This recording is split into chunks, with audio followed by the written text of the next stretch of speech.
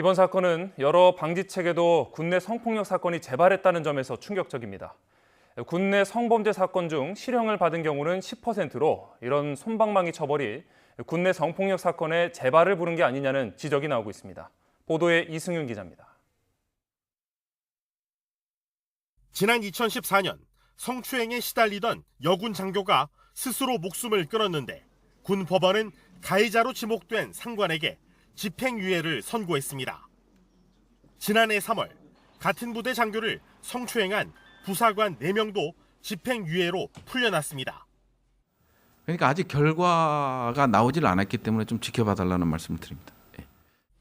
군내 성폭력 사건에 대한 이런 솜방망이 처벌은 이번만이 아닙니다. 2015년부터 지난해 6월 말까지 군사법원에서 다룬 성범죄 재판 1,700여 건 가운데 실형 선고는 단 10%에 불과했습니다. 같은 기간 민간인들이 성범죄로 1심 재판에서 실형을 선고받은 비율보다 15%포인트 낮았습니다. 게다가 군은 2014년에 군내 성범죄 발생이 급증하자 무관용 원칙을 천명했고 여러 차례 후속 대책을 내놓은 데 이어 묵인, 방조, 은폐, 비호 행위를 강력 처벌한다는 성폭력 근절 종합 대책도 내놨습니다.